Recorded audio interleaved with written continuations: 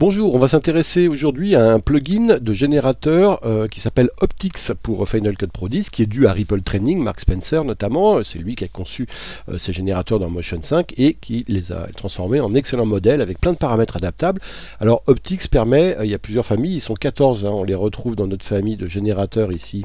Un titre et générateur ici à la rubrique Ripple Optics, il y en a 14, vous le voyez, il y en a par exemple, les premiers permettent de faire des effets de jumelles, comme ça, ensuite de viseurs de fusil, il y en a plusieurs, il y en a 4, et ensuite de viseurs d'appareil photo, ou ici, vous voyez, de caméra, avec tout ce qu'on a dans un viseur d'appareil photo ou de caméra, et puis il y a aussi ici un obturateur.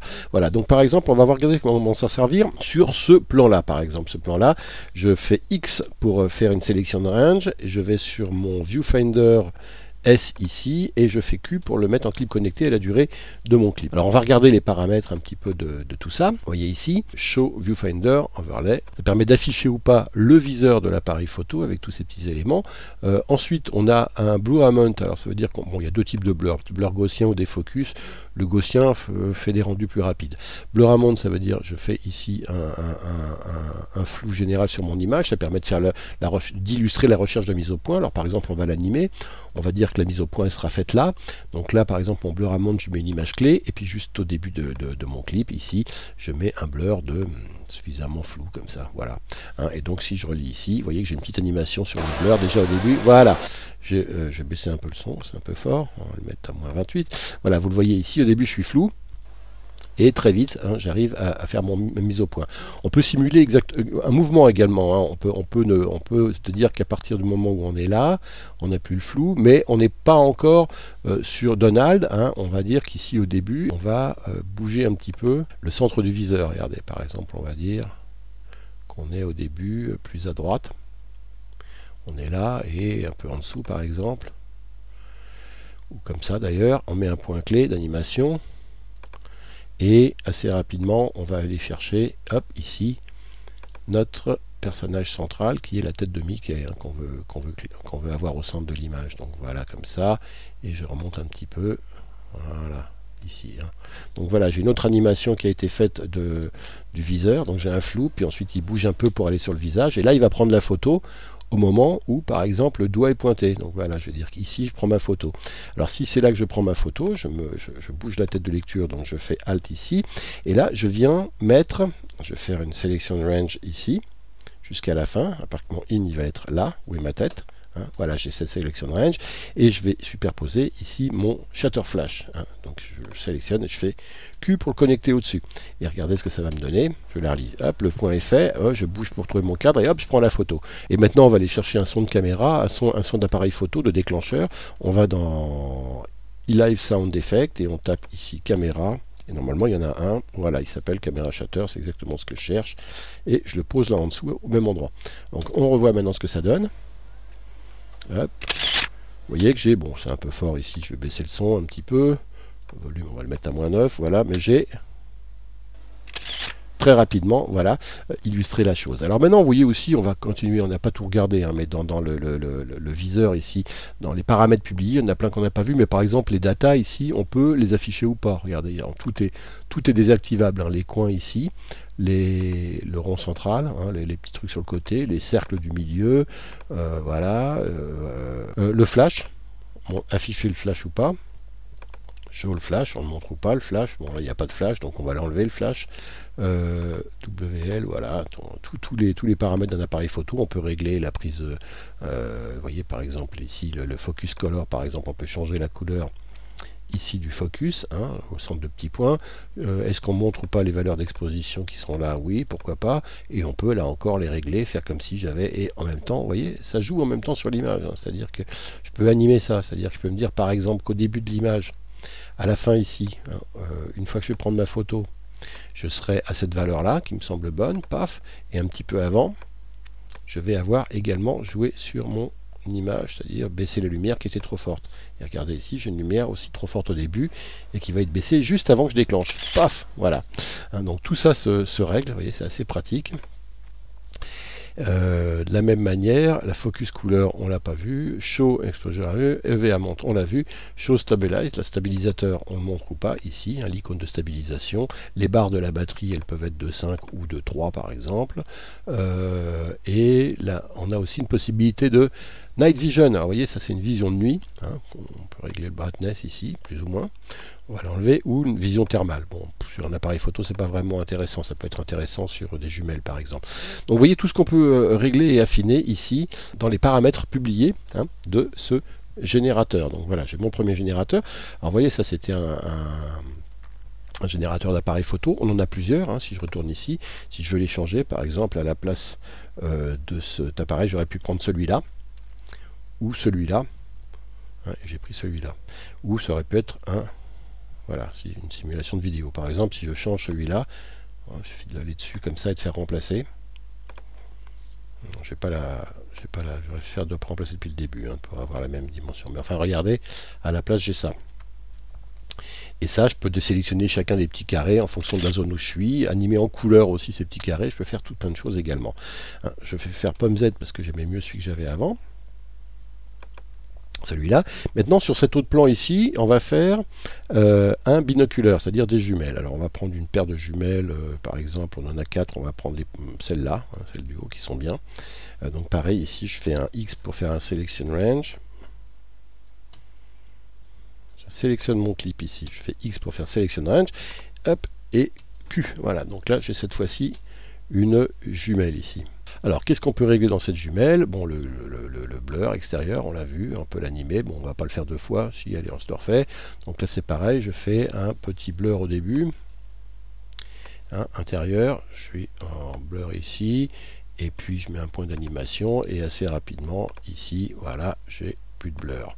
Hein, maintenant, j'ai aussi, là, je peux régler la vidéo totale, c'est-à-dire je peux zoomer plus ou moins, là, par exemple, pour affiner. Je peux faire un pan des lunettes, c'est-à-dire les faire bouger. Alors par exemple, ça peut être le cas, on peut être ici au début de l'image, on peut être sur le côté, et puis venir mettre un point d'animation, et puis assez rapidement également, ici, venir sur le point où on était, comme ça, et même peut-être encore plus à droite, à gauche, pardon, voilà, comme ça. Le tout c'est que, voilà, faut pas que je sois sur le bord de mon image. Donc voilà, c'est là le maximum où je puisse aller. La taille des jumelles, hein, ici on peut la grossir ou la baisser. Ground glass, alors là c'est le bruit, enfin l'espèce de la saleté qui serait sur les verres des lunettes, hein, qu'on met en scène ici avec un espèce de bruit de fond qui représente en fait le ground, la saleté sur le verre. Donc faut pas en mettre trop, mais on peut en mettre un tout petit peu. Et puis on peut aussi choisir de ne pas afficher les ronds ici, changer leur couleur, par exemple les mettre en jaune. Et puis les tick marks et les petites graduations, qu'elles soient blanches, on va les mettre en rouge. Voilà, ici, on joue sur les brightness des deux également, hein, on peut les mettre plus ou moins fortes, voilà, comme ça. Les lignes horizontales du milieu, on va les mettre en gris plutôt, donc voilà, hop, ça, on va mettre du gris, comme ça, et on peut choisir là encore leur opacité de la régler, comme ça. Après, il y a le texte du haut. Alors, le texte du haut, je peux cliquer dessus pour le changer. Je change d'onglet et je mets par exemple New York Pier, P-I-E-R, c'est le pont. Et en bas, ici, on va mettre que c'est le nom du bateau qui s'appelle, je dis n'importe quoi parce que je m'en souviens plus, porte-avions. Voilà, on va mettre porte-avions. On retourne dans ici. Vous voyez, regardez, bon, on peut changer le fond, évidemment, ça ne joue pas ceci, on peut changer la police et tout ça. Mais surtout, il y a une animation des chiffres, vous voyez là. Alors, cette animation, on peut jouer dessus, hein, c'est-à-dire, on peut choisir quel chiffre.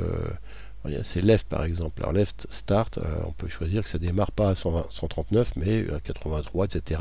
Et que ça se termine non pas à 150, mais que ça aille de 7 par exemple à 11, 16. Ça va défiler plus lentement, les chiffres, vous voyez. Voilà. Hein, et on peut choisir, voilà. Ça, c'est pas le côté aléatoire, c'est le côté, là, ça va partir de 7 et ça va aller progressivement à la fin jusqu'à 16, hein, par exemple. Pareil, on peut changer leur position aussi, hein, de ces petits... ouais, regardez, hop, on va le mettre en dessous, par exemple, du de la lentille de gauche. Voilà, on met là en dessous, et on peut faire pareil avec l'autre. Hein. Je vous passe on peut changer les couleurs également. Hein. Right, on peut le mettre en vert, hop, comme ça, celui de droite ici. Tout se joue. On peut aussi faire un effet télé. Alors un effet télé, ça permet, par exemple ici, je me mets au début et je vais faire un effet roll. Donc je me mets ici en roll, hop. Et puis un petit peu à partir de là, on va dire qu'il n'y en a plus. Donc, pardon, j'ai oublié de mettre le point d'animation. Voilà, au début je mets du roll, je mets un point d'animation et à partir de là, il a disparu, il s'est stabilisé. Hop, et si je relis, ça fait une image avec un effet vieille télé qui va se stabiliser, hop, à partir de là. Et on garde l'effet vieille télé sur tout le reste quand même. Ou on peut choisir de l'enlever en mettant un point d'animation. Vous voyez comment on peut, et encore une fois, on peut choisir ici de mettre une vision thermique de notre bateau, comme ça, en jouant sur les couleurs et en jouant sur le seuil de blur, hein, notre effet caméra thermique. Hein. Bon, c'est pas vraiment ce qu'on recherche ici, hein, la thermal vision, même si on pourrait. Mais vous voyez ce que ça donne, hein, rapidement. On a d'autres binoculaires, vous voyez, ceux-là par exemple, hein, avec ces petits effets sur le côté, assez sympathiques, aléatoires. On a celui-là qui est assez sympa aussi, dans le genre, c'est un peu lunettes électroniques dernière génération, ou plus classique ça. Maintenant, on a aussi des viseurs. Alors, on va prendre un viseur de fusil. On va par exemple prendre celui-là, parce qu'il est animé. Non, alors on va prendre celui-là. Et alors pareil, je fais ici X pour faire une sélection. Je vais sur Arrange et je fais un Q pour le connecter. Donc voilà, j'ai mon viseur. Alors le viseur, on va choisir, par exemple, déjà, je trouve qu'il est énorme là, comme ça. Donc scale vidéo. Alors, ça c'est la vidéo, hein, l'échelle de la vidéo. Donc c'est pas ça que je veux faire. Mais la scale, l'échelle du viseur, c'est ça. On va faire un viseur plus petit comme ça. Je peux choisir d'avoir, voilà, autour un fond d'une couleur que je peux régler ici, mais ça c'est pas ce que je cherche. Alors on va jouer sur les couleurs, on va le mettre en gris autour comme ça, foncé, inner ring en jaune, et puis hop ici, on va faire un gris également, et ici un rouge. Boum, pour dire. Voilà, comme ça. On peut avoir, regardez ici, encore une fois, plus ou moins fort, hein, les hash marks du milieu, les petites marques ici. Le center ring, on peut être en noir ou on peut être encore une fois en jaune ou en rouge.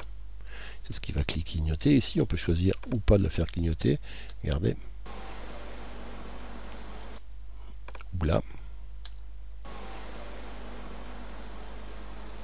Voilà, il clignote au bout d'un moment, hein, c'est pas tout de suite, mais au bout d'un moment, quand la cible est repérée, on va dire.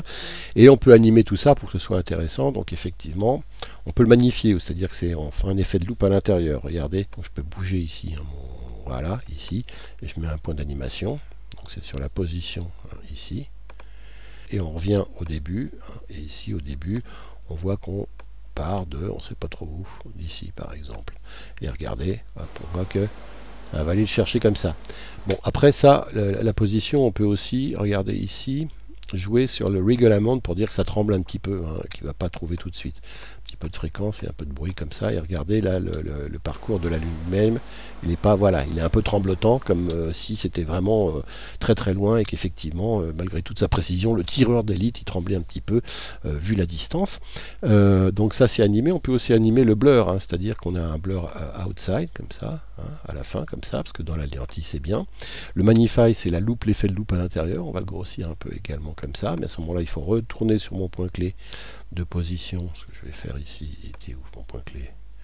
Alors, je vais aller le chercher, le point d'arrivée, point de départ, point d'arrivée, et on va être plus précis encore. On va être vraiment sur la tête, comme ça, voilà, de ma loupe. Donc comme j'ai mon effet magnify, ça joue comme ça. Et on peut mettre un petit peu de blur aussi à l'intérieur, hein, pendant qu'il cherche. Il a pu l'avoir à la fin. C'est-à-dire qu'ici, on met un point de...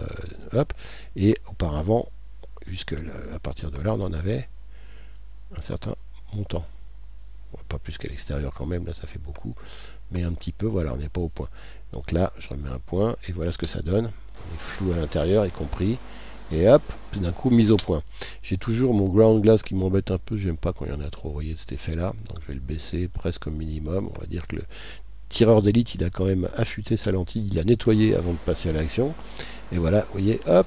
Alors voilà, hein, je pense qu'on a bien fait le tour de tout ce qu'on peut faire avec ces générateurs. Pour vous dire encore, il y en a d'autres. Hein, celui-là, par exemple, je me suis amusé à le poser. Voilà, c'est un effet avec les vumètres, hein, tout ça, l'animation se règle, le timecode ici aussi se règle. On peut choisir la focale, qui sont des vraies focales à chaque fois, passer de 2,3 à 1,4, etc. Les voltages aussi, enfin vous voyez, là, on peut jouer ici avec le niveau de la batterie, le record ici.